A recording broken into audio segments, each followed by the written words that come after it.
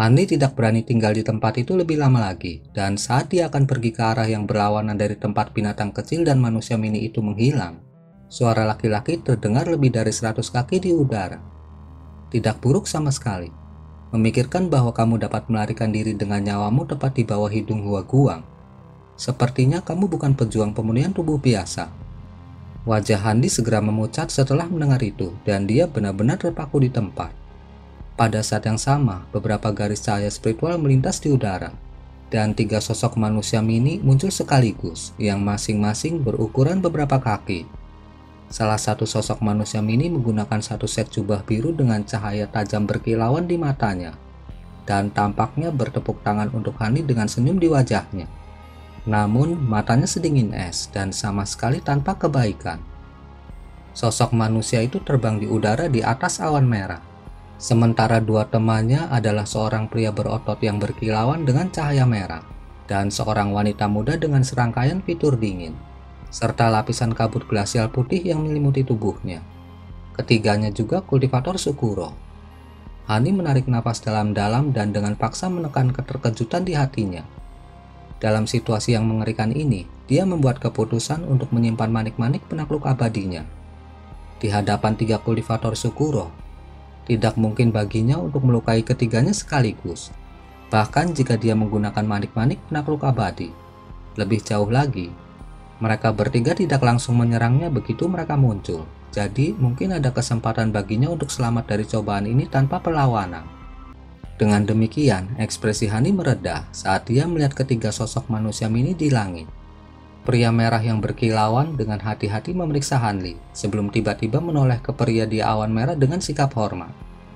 Tuan Sutian, dia sempurna untuk kebutuhan kita.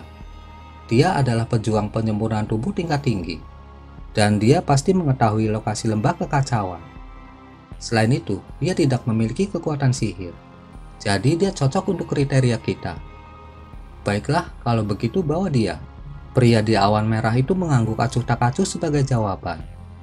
Pria merah itu sangat gembira setelah mendengar itu sebelum berbalik ke Hani dengan senyum sinis. Tiba-tiba, tubuhnya berubah menjadi api yang berukuran sekitar 1 kaki saat dia menembak ke arah Hanli. Hati Hani tersentak kaget saat melihat itu. Mungkinkah dia salah dan ketiganya bertujuan untuk membunuhnya selama ini?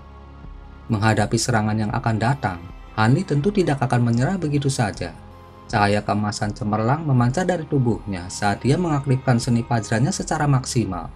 Pada saat yang sama, dia menghasilkan 2 manik-manik penakluk abadi lagi dan bersiap untuk melemparkannya ke arah api. Melihat Hanli mampu membalas, pria di awan merah mengarahkan jari ke arah Hanli. Tampaknya dengan cara yang acuh tak acuh dan tidak tergesa-gesa. Hanli tiba-tiba merasakan udara mengencang di sekelilingnya saat semburan kekuatan tak terlihat yang sangat besar tiba-tiba turun ke atasnya, mencoba menghancurkannya ke tanah. Hanli segera menahan diri untuk tidak menggunakan manik penakluk abadi karena kekuatan besar itu membebaninya.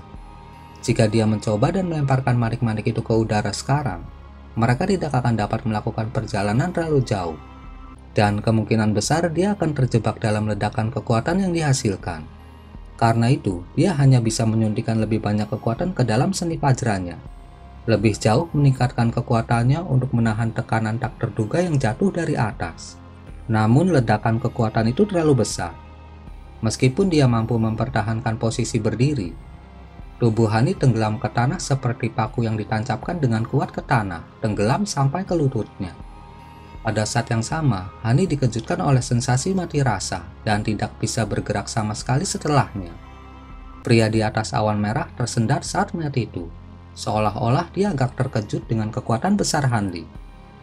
Campuran keterkejutan dan kemarahan melonjak melalui hati Hanli. Untuk dapat melepaskan kekuatan yang menghancurkan seperti itu hanya dengan 1 titik jarinya, menunjukkan bahwa dia berada di atas tahap transformasi dewa. Mungkinkah dia adalah seorang kultivator tingkat roh yang mendalam di Sukuro? Cahaya merah menyala dan ular naga api mini sudah ada di Hanli. Mengambil keuntungan dari imobilitasnya, itu turun tanpa ragu-ragu sebelum menghilang ke kepala Hanli. Hanli melepaskan raungan kemarahan yang menggelegar saat wajahnya menjadi bengkok karena rasa sakit. Tampaknya menunjukkan bahwa dia dalam penderitaan yang luar biasa. Pria di awan merah itu hanya tersenyum dan menarik jarinya yang terulur saat melihat itu. Kekuatan besar yang membebani Handi tiba-tiba menghilang. Dan karena dia telah melawan kekuatan itu sepanjang waktu, hilangnya kekuatan itu yang tiba-tiba membuatnya melompat langsung dari tanah beberapa puluh kaki ke udara. Cahaya keemasan yang menyilaukan kemudian memancar dari tubuhnya. Dia mengepalkan tinjunya dengan erat. Dia bergegas ke hutan terdekat seperti embusan angin kencang yang menggila, mengayunkan tinjunya dengan liar ke pohon-pohon di dekatnya. Semua pohon yang ditabraknya ditebang di tengah ledakan yang menggema tanpa kecuali, menciptakan keributan yang sangat keras. Pada awalnya, pria di awan merah itu hanya memandang dengan senyum tenang. Namun saat suara hiruk-pikuk Handi berlanjut tanpa menunjukkan tanda-tanda berhenti, senyum di wajahnya berangsur-angsur memudar saat sedikit kebingungan muncul di matanya. Tuan Sutian, mungkinkah Xian menghadapi kesulitan? Wanita muda yang berdiri di sampingnya juga mulai agak khawatir. Pria di awan merah berhenti untuk mempertimbangkan dugaan itu sebelum menggelengkan kepalanya. Dia seharusnya baik-baik saja. Bentuk sejati Xian adalah manik pemakan api. Jadi seharusnya mudah baginya untuk melahap rasa spiritual dari seorang prajurit penyempurnaan tubuh. Selain itu, aura dari manik-manik itu sendiri tidak berkurang sama sekali. Wanita muda dari suku roh cukup lega mendengar itu. Tiba-tiba, keributan di hutan berhenti. Sedikit kegembiraan muncul di wajah wanita muda itu. Namun pria di awan merah itu menyipitkan matanya saat dia mengintip ke dalam hutan. Beberapa saat kemudian, Hani muncul kembali dari hutan. Namun dia benar-benar tanpa ekspresi dan matanya sedikit berkaca-kaca. Pria di awan merah menatap Hani sejenak sebelum bertanya, "Bagaimana perasaanmu, Xian?" Hani memutar lehernya dari sisi ke sisi dan menjawab dengan suara pria kekar dari suku roh. "Tidak buruk. Tubuh manusia ini benar-benar cukup kuat. Hanya saja indera spiritualnya sedikit lebih kuat daripada manusia biasa. Jadi aku butuh sedikit usaha untuk menaklukkannya." "Itu bagus untuk didengar. Ini bukan prajurit penyempurnaan tubuh biasa. Dan aku takut kamu akan menghadapi beberapa kesulitan." Pria di awan merah itu tersenyum sebagai tanggapan. Bagaimana dia berbeda dari prajurit penyempurnaan tubuh rata-rata? Bukankah dia hanya sedikit lebih kuat dari biasanya?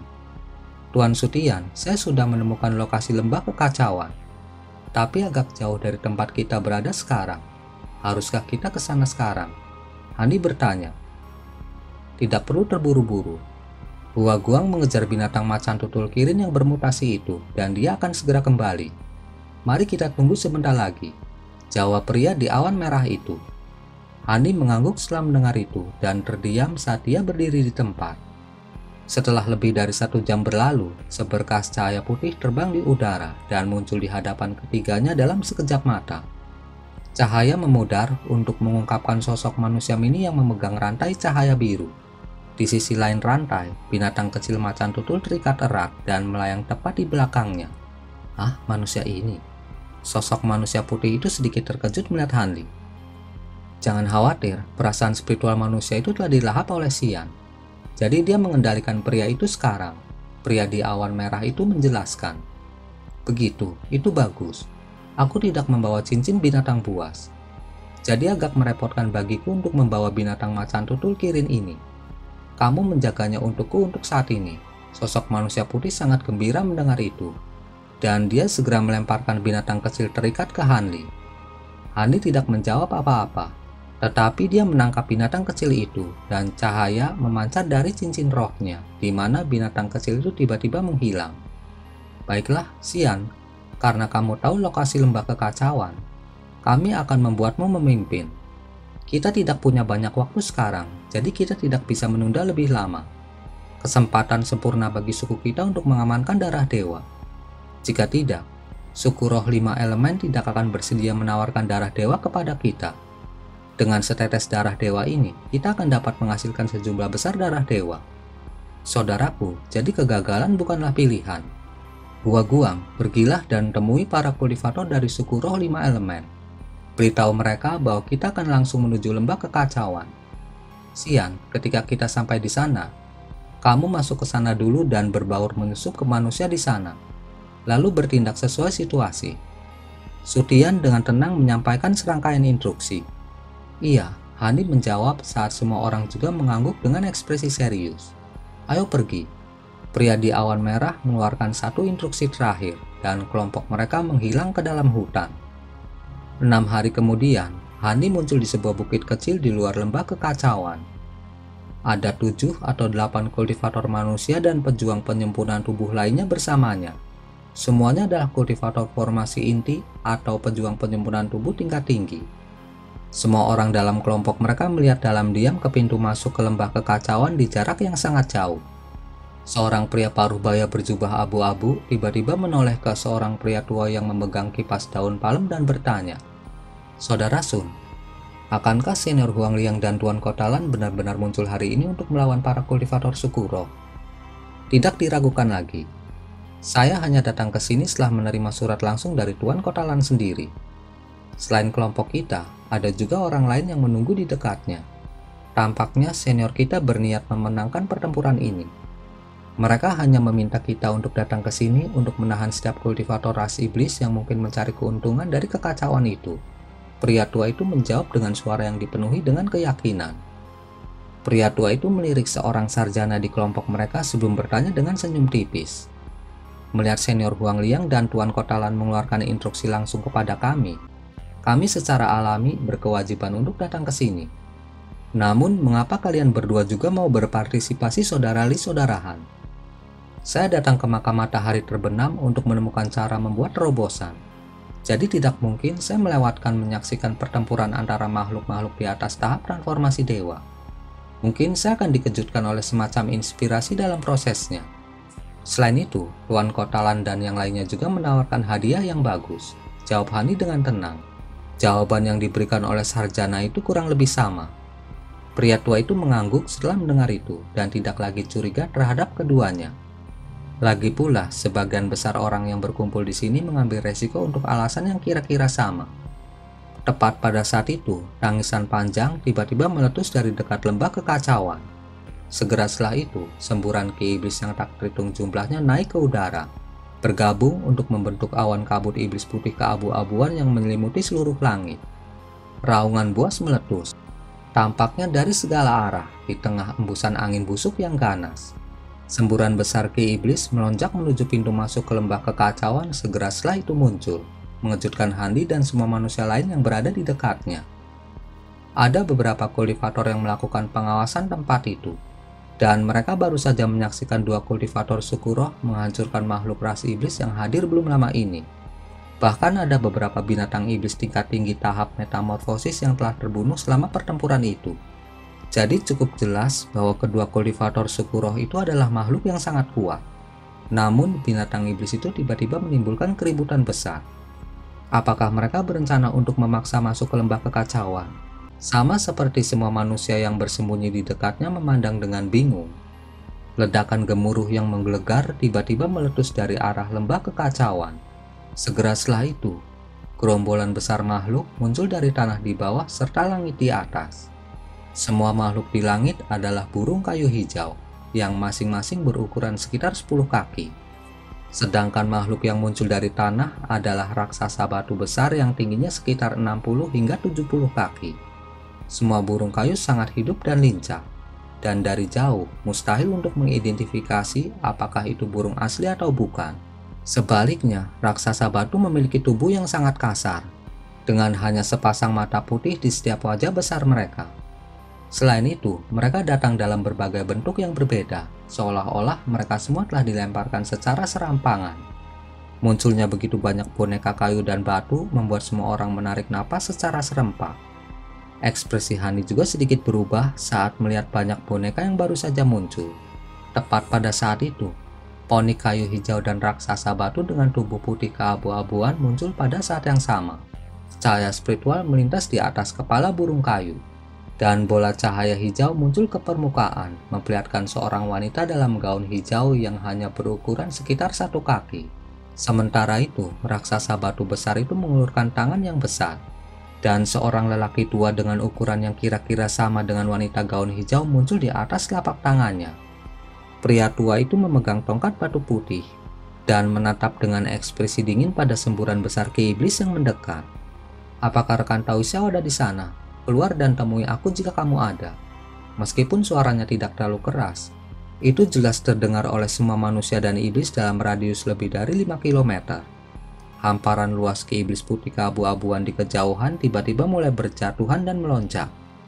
Setelah itu, teriakan Phoenix yang jelas terdengar dari dalam. Segera setelah itu, bola api hitam ditembakkan sebelum berubah menjadi seorang wanita muda dalam gaun megah dengan ekspresi dingin di wajahnya. "Untuk apa kamu memanggilku Huangxi? Apakah kamu mungkin mengosongkan dirimu dari lembah kekacauan?" Wanita muda itu bertanya dengan sikap dingin dan melarang. "Mengosongkan lembah kekacauan? Kamu benar-benar berani bermimpi besar. Siapa yang hampir diburu sampai mati oleh kami berdua setengah bulan yang lalu? Kamu hanya kultivator iblis transformasi dewa awal. Bagaimana Anda berencana untuk memerangi dua jenderal roh pertengahan sekaligus? Saya hanya menyarankan Anda untuk mundur daripada membunuh Anda di tempat, sehingga para kultivator manusia itu tidak mendapat manfaat dari pertempuran kita," kata wanita muda yang berdiri di atas poni kayu itu dengan suara yang sangat menyenangkan dan indah. "Oh, sepertinya mereka sama sekali tidak menghormatimu, Xiao." Ki iblis di atas kepala melonjak sekali lagi saat kultivator iblis lain muncul dari dalam. Itu adalah kultivator iblis pendek dan kurus dengan ngengat berkilauan duduk di bahunya. Itu tidak lain adalah pemuda dengan nama keluarga Huan. Ekspresi Huangxi dan Tianying berubah drastis saat melihat pemuda itu, dan Huangxi terseru, "Huan Changqi, kenapa kamu ada di sini? Aku melihat kalian berdua masih mengenaliku. Selama pertempuran terakhir kita, aku bisa melawan kalian berdua bahkan sebelum mencapai tahap tempering spasial. Lebih dari 10.000 tahun telah berlalu sejak itu, dan aku sudah menempa tubuh 5 elemen sejak lama. Namun kalian berdua masih hanya sepasang jenderal roh yang rendah. Tampaknya selain dari rentang hidup Anda yang panjang, Anda kultivator suku roh tidak dapat dibandingkan dengan kultivator ras iblis dan manusia dalam aspek lain. Suku roh Anda kemungkinan besar akan terhapus dari wajah alam roh pada akhirnya, sama seperti semua ras lemah lainnya. Jika Anda bertanya kepada saya, Anda harus berjanji setia kepada kami selagi Anda masih bisa. Bagaimanapun, sebagian dari Anda keahliannya cukup berguna untuk dua ras kami. Jadi setidaknya kami akan memastikan bahwa kamu tidak benar-benar punah." Kultivator iblis muda itu berkata dengan suara tenang. Kamu benar-benar berani berbicara, rekan Daoisuan. Suku roh kami mungkin tidak terlalu kuat, tetapi telah ada di alam roh selama ini, dan pasti ada alasan untuk itu. Kamu hanya seorang penatua ras iblis. Apa hakmu untuk meramalkan kejatuhan suku roh kami?" Huangxi sangat marah setelah mendengar pernyataan berani pemuda itu, dan kewaspadaan di hatinya benar-benar tersapu oleh amarahnya. Pemuda itu tidak marah sedikit pun dengan tanggapan Huangxi. Sebagai gantinya, dia tertawa terbahak-bahak ketika dia berkata, "Memang benar bahwa aku tidak punya hak untuk berbicara tentang suku rohmu. Tetapi kata-kata itu diucapkan oleh patriark ras iblis kami, dan aku hanya menyampaikan pesannya kata demi kata. Kamu harus berhenti bermimpi. Selama roh kudus kami terus ada, kami tidak akan pernah tunduk pada ras lain." Tianying membalas dengan dingin, "Jika itu masalahnya, maka tidak ada yang perlu saya katakan. Rekan Taois Huangliang, Huan Kotalan, Anda harus menunjukkan diri Anda juga. Saya tahu bahwa Anda berdua sudah tiba di sini kemarin. Apakah Anda benar-benar berencana untuk menonton dari pinggir dan masuk untuk mengambil semua rampasan perang?" Senyum dingin muncul di wajah pemuda itu saat tiba-tiba berbalik sebelum menunjuk ke suatu tempat di udara. Dua jenderal roh dan semua manusia yang bersembunyi di dekatnya tercengang mendengar itu.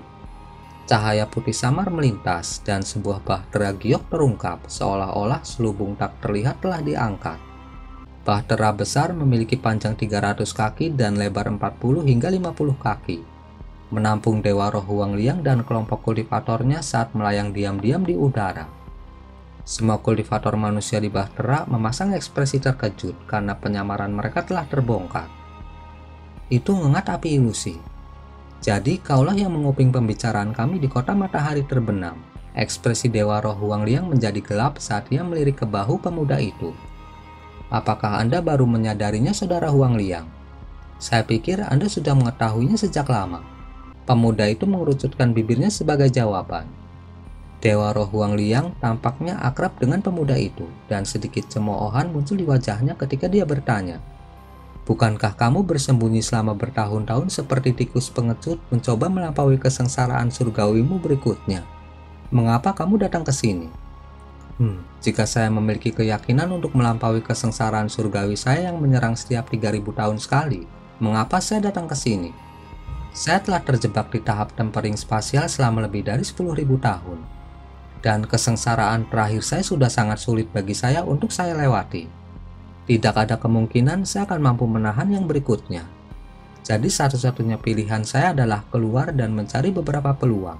Sebaliknya, Anda baru saja mencapai tahap tempering spasial belum lama ini, rekan Taois Huang Liang.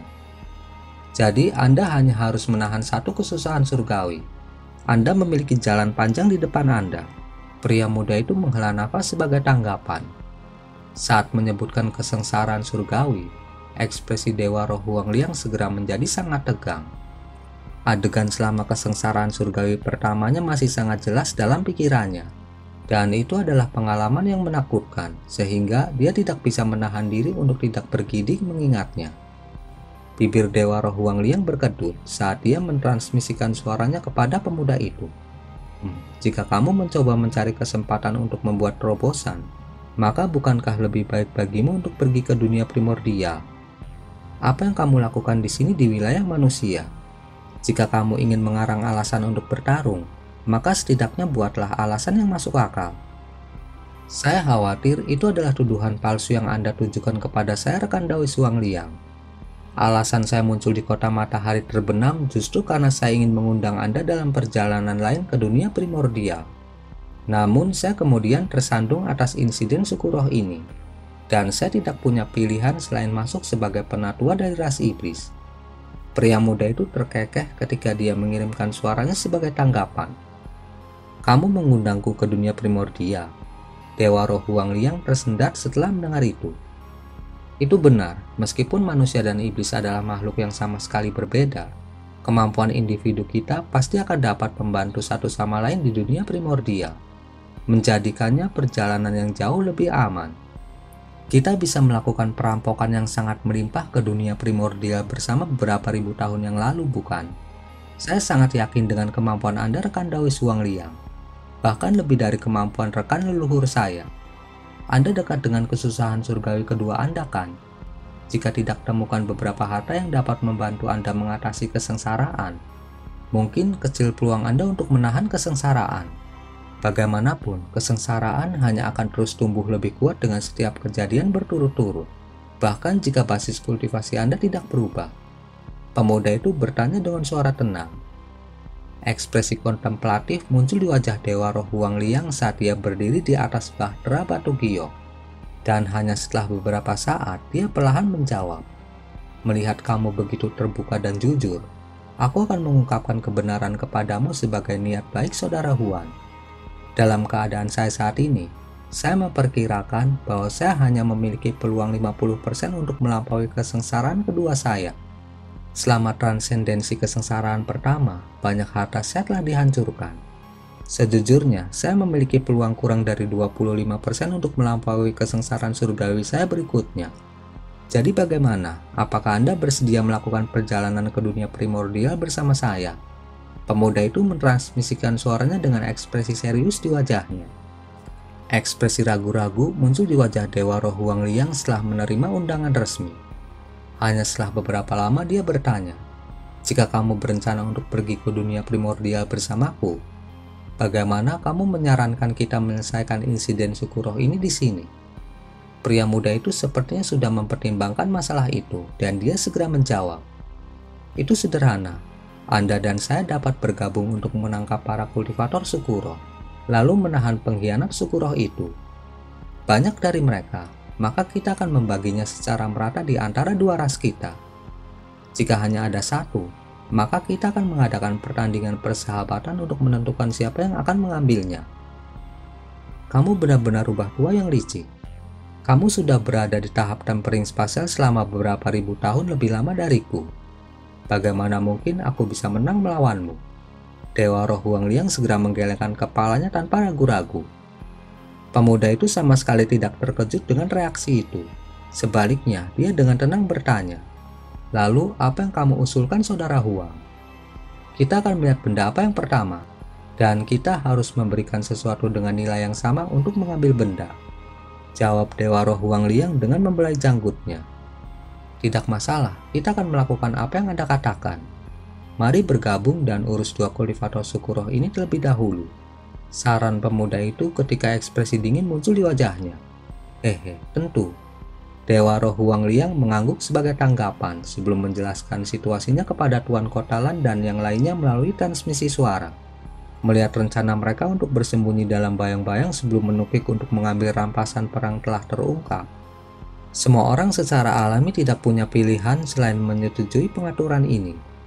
Karena itu, Tuan Kotalan segera menggosokkan kedua tangannya sebelum mengangkatnya ke udara, di mana bola api biru berkilauan besar meletus ke langit dan meledak di ketinggian.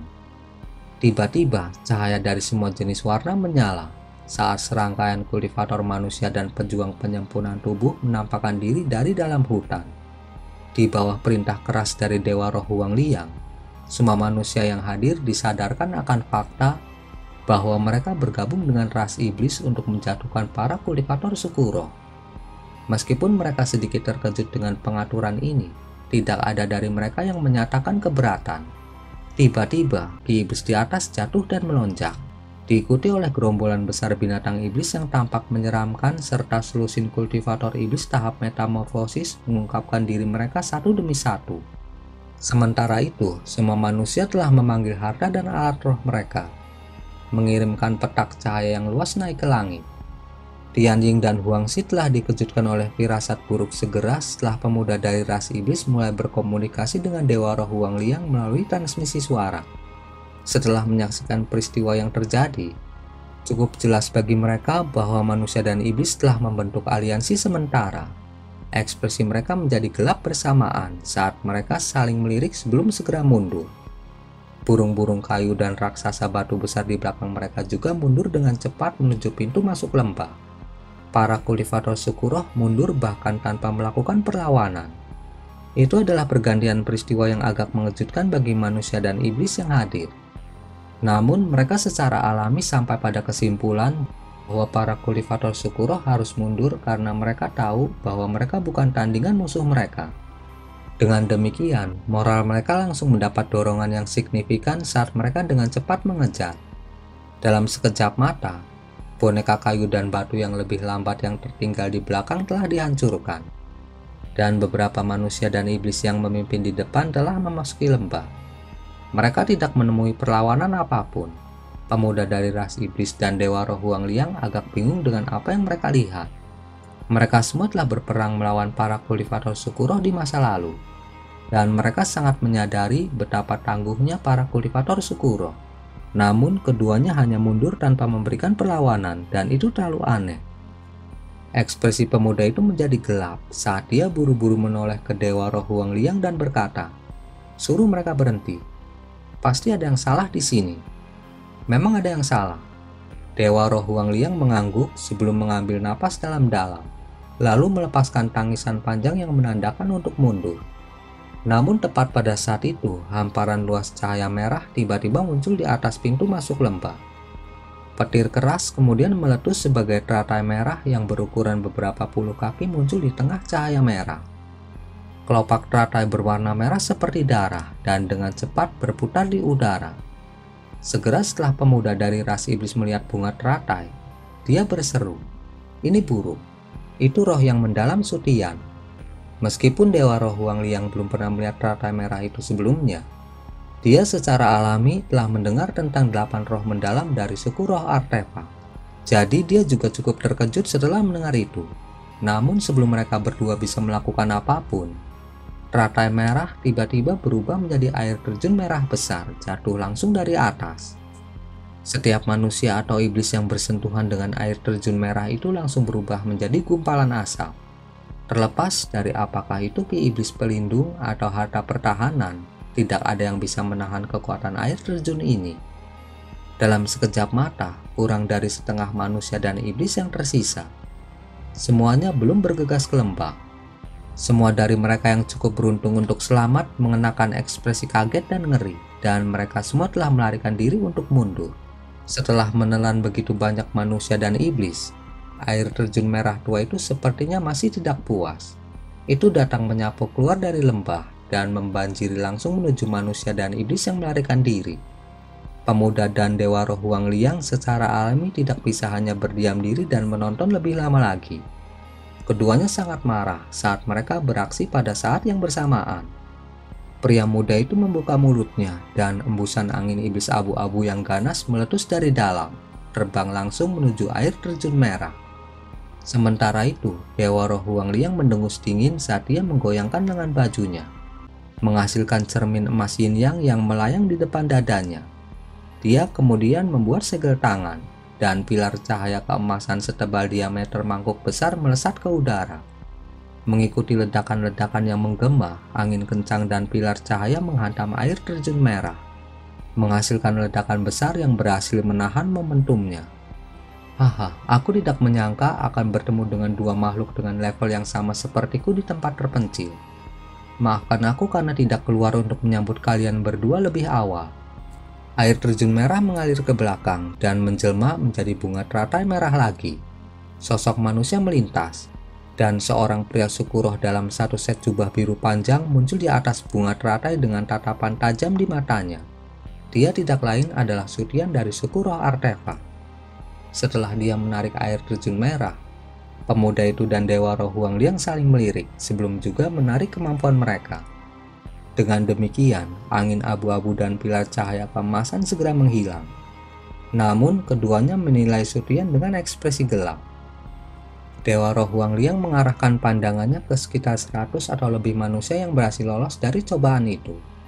Dan dia menemukan bahkan dua kultivator jiwa baru lahir yang menemaninya di sini hilang. Ekspresi marah muncul di wajahnya setelah melakukan pengamatan itu saat dia meraung. Sutian, beraninya kamu menyerang para junior dengan pengabaian yang begitu sembrono sebagai roh yang mendalam. Tidakkah kamu takut kami akan melakukan hal yang sama kepada junior dari suku rohmu? Mereka hanya makhluk di bawah tahap jiwa baru lahir. Hidup mereka tidak penting. Apakah ras manusiamu akan menyatakan perang terhadap suku roh kami karena masalah sekecil itu? Selain itu, bukankah kalian berdua akan melakukan hal yang sama untuk dua jenderal roh kami? Sutian tidak terganggu oleh teguran keras Dewa Roh Huang Liang sedikit pun.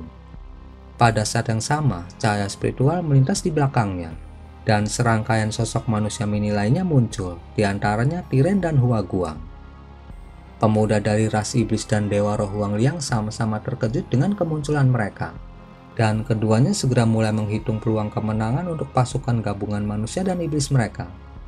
Setelah beberapa saat, keduanya merasa lega, mengetahui bahwa meskipun mereka telah menderita kerugian besar di tangan Sutian sebelumnya, pasukan gabungan mereka masih sedikit di atas angin. Dewa Roh Huang Liang terkekeh dingin, dan dia baru saja akan mengatakan sesuatu ketika pemuda di sampingnya menyadari ada sesuatu yang salah. Tunggu. Kultivator suku air dari suku roh 5 elemen hilang. Mereka mencoba mengulur waktu di sini. Dewa Roh Huang Liang segera tercerahkan setelah mendengar itu, dan pembuluh darah di dahinya menonjol karena marah saat dia melambaikan tangan di udara. Pilar cahaya keemasan melesat sekali lagi dari cermin yang melayang di dadanya, dan pemuda dari ras iblis juga melepaskan angin iblis abu-abunya secara bersamaan. Adapun iblis dan manusia lainnya, mereka semua dipimpin pada serangan kolektif oleh wanita muda berjubah megah dan Tuan Kotalan. Mereka sama sekali tidak takut pada musuh suku roh mereka. Cahaya spiritual dan pedang Ki melesat di udara saat raksasa batu dan burung kayu hijau itu bergegas keluar dari lembah sekali lagi. Burung-burung kayu mengepakkan sayapnya dan panah hijau yang tak terhitung jumlahnya melesat ke depan. Sementara itu, raksasa batu besar mengangkat tangan mereka, dan bola cahaya sebesar tangki air jatuh dari atas. Pertempuran sengit segera terjadi. Pada saat itu, kepala teratai merah berubah menjadi sungai darah sekali lagi saat melonjak ke langit. Dewa Roh Huang Liang dan pemuda itu juga naik ke udara saat mereka buru-buru melepaskan kemampuan mereka. Dalam hal basis kultivasi, ketiganya berada pada level yang sebanding. Namun, Sutian adalah roh mendalam yang telah ada di alam roh selama bertahun-tahun yang tak terhitung jumlahnya. Dengan demikian, baik pengalaman pertempurannya dan kemampuannya jauh lebih unggul dari lawan-lawannya. Dalam pertempuran 1 lawan 1, baik Dewa Roh Huang Liang maupun pemuda dari ras iblis tidak akan cocok untuk Sutian. Keduanya juga sangat menyadari hal itu. Jadi mereka segera bekerja sama untuk melawan Suryan bersama-sama. Dengan melakukan itu, mereka berhasil mendapatkan sedikit keunggulan atas lawan mereka. Tiba-tiba, Sungai Merah terjalin dengan angin abu-abu dan cahaya keemasan di atas. Sementara ledakan tak henti-hentinya terdengar di medan perang di bawah. Garis cahaya biru melintas di udara saat pedang cahaya besar jatuh, menghancurkan selusin raksasa batu besar dalam satu gerakan. Sementara itu, tangan merah besar muncul di antara pasukan Sukuro, turun ke arah manusia dan iblis dengan kekuatan yang menghancurkan. Beberapa kultivator manusia tidak punya cukup waktu untuk menghindar dan jatuh ke genggaman tangan merah, di mana mereka dibakar menjadi abu. Salah satu manusia dalam pertempuran menjadi sangat marah setelah melihat itu. Dia membuat segel tangan dan tubuhnya membengkak secara drastis, mengubahnya menjadi raksasa yang tingginya lebih dari 100 kaki. Dia mengacungkan sepasang tinju besi hitam berkilau sebelum mengayunkannya dengan kejam di udara.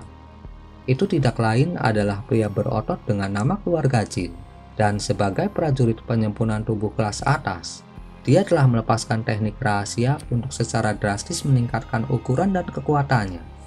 Beberapa hembusan angin hitam meletus dari tinjunya seperti ular piton hitam raksasa, melolong di udara dengan kekuatan yang luar biasa. Semua burung kayu dan raksasa batu terpaksa mengelak dalam menghadapi serangan brutalnya. Namun pada saat yang sama, raungan keras meletus di antara jajaran Sukuro, dan sosok manusia perak tiba-tiba mulai berkembang dengan kecepatan yang mengkhawatirkan. Segera, sosok manusia perak yang bahkan lebih besar dari raksasa hitam telah muncul di antara pasukan Sukuro. Itu tidak lain adalah tiren dari Sukuro logam. Tanah bergetar hebat saat sosok manusia perak bergegas ke raksasa hitam itu sebelum mengayunkan tinju perak raksasanya dengan liar ke udara. Raksasa hitam itu tidak mau mundur dan dia membalas dengan tinjunya. Serangkaian ledakan yang menghancurkan bumi segera meletus sebagai akibat dari pertukaran pukulan mereka. Semua manusia dan iblis di dekatnya merasa seolah-olah mereka ditulikan oleh keributan itu, dan mereka semua buru-buru melesat menjauh dari medan perang antara kedua raksasa itu. Semua kultivator Sukuro dan kultivator iblis lainnya juga mulai mengungkapkan kemampuan mereka. Seekor Phoenix hitam yang menyala tiba-tiba melesat keluar dari dalam binatang iblis, mengirimkan api hitam menyapu udara yang membakar lebih dari 100 burung kayu menjadi abu. Phoenix hitam kemudian bergoyang saat tiba-tiba menghilang. Namun pada saat berikutnya, itu muncul kembali di pintu masuk ke lembah kekacauan sebelum mengungkapkan dirinya sebagai wanita muda dengan jubah megah di tengah teriakan Phoenix yang keras. Begitu dia muncul kembali, dia segera terbang ke lembah sebagai seberkas cahaya hitam tanpa ragu-ragu. Tuan Kotalan dikejutkan oleh rasa urgensi yang luar biasa saat melihat itu. Dia mengambil napas dalam-dalam dan 7 pedang terbang biru berkilauan di sekelilingnya. Tiba-tiba melepaskan lebih dari 100 garis pedangki ke arah raksasa batu yang berusaha menahannya. Dengan demikian, dia berhasil mengukir jalan untuk dirinya sendiri. Dan dia juga terbang ke lembah kekacauan sebagai seberkas cahaya biru. 7 atau 8 manusia dan iblis di dekatnya juga memanfaatkan kesempatan itu untuk terbang ke lembah mengejar mereka. Yang terakhir dari mereka memasuki lembah adalah seorang pemuda yang seluruh tubuhnya diselimuti oleh cahaya merah. Itu tidak lain adalah Hanli. Meskipun dia tidak memiliki kekuatan sihir dalam kondisinya saat ini, dia entah bagaimana bisa memanggil ki spiritual api yang kuat yang memungkinkannya terbang ke lembah dengan kecepatan yang mengkhawatirkan. Begitu Hanli memasuki lembah, dia segera menemukan mengapa tempat ini dikenal sebagai lembah kekacauan.